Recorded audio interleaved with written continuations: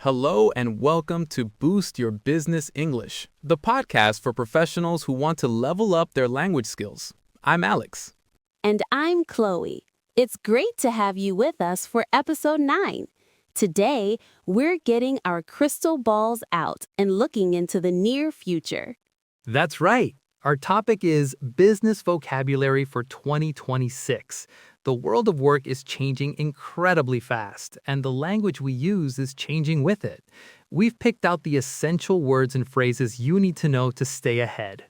Exactly. We've structured today's episode into 3 key areas. First, AI in the workplace. Second, sustainability and ethics. And finally, the evolving workplace itself. And for each section, we'll explain some key vocabulary and then act out a mini role play so you can hear exactly how to use it. Ready to dive in? Let's do it. Our first section is AI in the workplace. It's everywhere. And our first term is algorithmic management. It sounds very technical, doesn't it? It does, a bit like your boss is a robot. Is that what it means? You're not far off. Algorithmic management is when companies use automated systems and AI to assign tasks, track performance, and manage workers. Think of a delivery app automatically sending the closest driver to a pickup, or software in a warehouse that sets performance targets for packers. It promises efficiency and objectivity, but also raises important questions about surveillance and the human side of work. Right. So it's about using data to manage people efficiently. It can be a controversial topic, but it's a phrase you'll hear a lot. Definitely. That leads nicely to our second term, which offers a bit more balance. Human in the loop. I like the sound of that. It suggests people are still important. They are. A human-in-the-loop system is one where AI does most of the work, but a person is still involved to make the final decision, handle complex issues, or ensure quality. For example, an AI might flag suspicious financial transactions, but a human analyst, the human in the loop, investigates and decides if it's really fraud. Our third and final term for this section is hyperautomation. I'm a team member. Name, Alex. Hyper, so that just means automation on a bigger scale? Thanks for joining, Sarah. I wanted to get your feedback on the new system after the first month. How is the team finding it? Exactly, but it's also more strategic. Regular automation might focus on one simple task like generating a report. Hyperautomation looks at the entire business process from end to end and uses a combination of advanced technologies like AI, machine learning, and robotics to automate as much of it as possible. It's about creating a fully integrated and intelligent system. Hi, David. The feedback is mixed. Everyone agrees that the algorithmic management is incredibly efficient for assigning routine tasks. Productivity on that front is up 15%. Okay, so let's recap the AI terms: algorithmic management, human in the loop, and hyperautomation. Now, to help you really understand how these words are used, we're going to do our first role play. I'll be David, a manager. That's great to hear. What's the downside? Some of the team feel a bit disconnected from the decision-making. However, they really appreciate the human-in-the-loop feature for complex projects. Knowing that I review and approve the AI suggestions gives them confidence.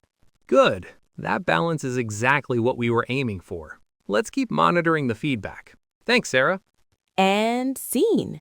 See how naturally those terms fit in? Sarah used algorithmic management to describe the system and human in the loop to describe her role in it. It's a perfect example. Okay, let's move to our second topic: sustainability and ethics. This is a huge area for modern businesses. Chloe, what's our first term? Our first one is a really positive concept, the circular economy. The old, traditional economy is linear. We make something, use it, then throw it away. Right. Make, use, waste. Exactly. The circular economy is different. It's a system designed to eliminate waste by keeping products and materials in use. It's all about designing things to be repaired, reused, and recycled.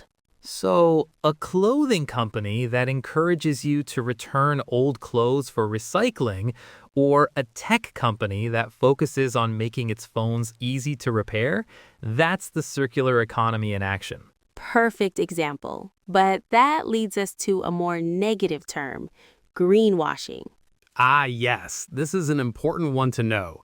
Greenwashing is when a company pretends to be more environmentally friendly than it actually is. It's a marketing trick. Totally. They might spend a lot of money on advertising that shows beautiful nature scenes, but in reality, their factories are still polluting. They're trying to create a misleading green image. And before we jump into our role play for this section, a quick reminder. If you're enjoying this episode, please take a second to subscribe to boost your business English. It really helps other learners find us. That's a perfect description. It's about creating long-term value for everyone, not just short-term profit for shareholders. Now, let's see these in action. Okay, role play time. I'll be Maria, a candidate in a job interview. And I'll be the interviewer, Ben. So, Maria, that covers my questions. Do you have any for me? Yes, thank you. I was really impressed by the sustainability report on your website. Could you tell me more about how the company is contributing to the circular economy? That's an excellent question. It's a core part of our strategy. We're redesigning our packaging to be fully compostable and launching a nationwide repair program next year. For us, it has to be genuine action. That's wonderful to hear.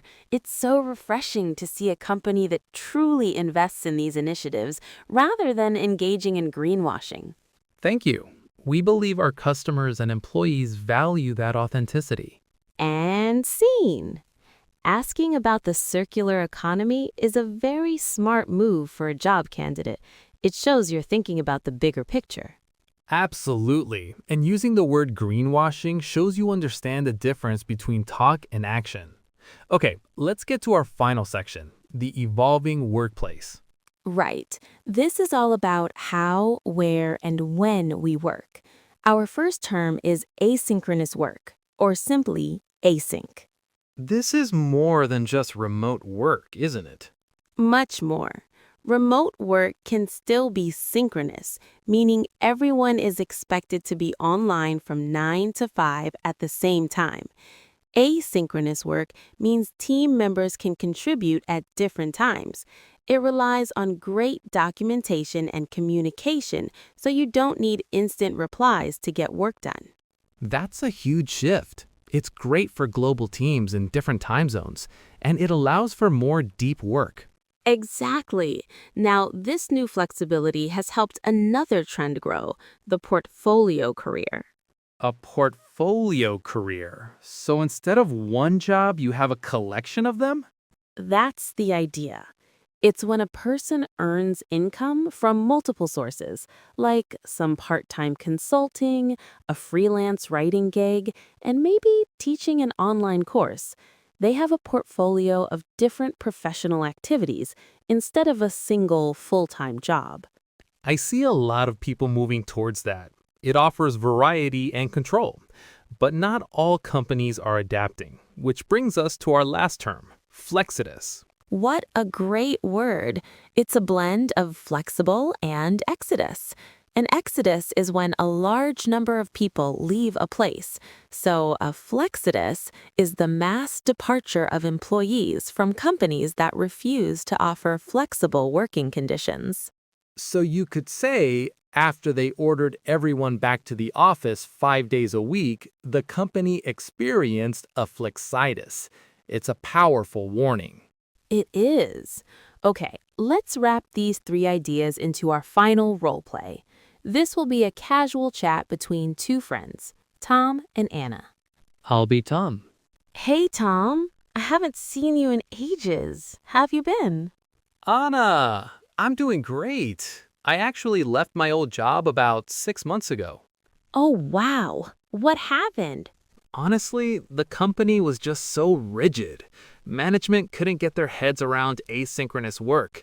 They were facing a real flexodus. I wasn't the only one who left. I'm not surprised.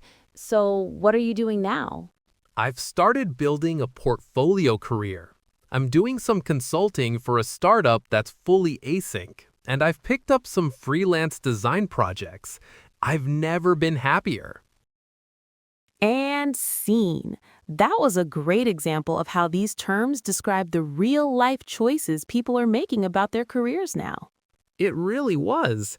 Okay, that was a lot of new vocabulary. Let's do a super fast recap of all the terms we covered today. From AI, we had algorithmic management and human in the loop. From sustainability, we had the circular economy and greenwashing. And from the evolving workplace, we had asynchronous work, portfolio career, and flexodus. Our tip for you is to listen or read the business news this week and try to spot one of these terms. Seeing them used in a real context is the best way to remember them. That's all the time we have for today. Thank you for listening to Boost Your Business English. If you found this episode helpful, please hit that subscribe or follow button. You won't want to miss our next episode on the language of effective feedback. Until then, keep learning and keep boosting. I'm Alex. And I'm Chloe. Bye for now.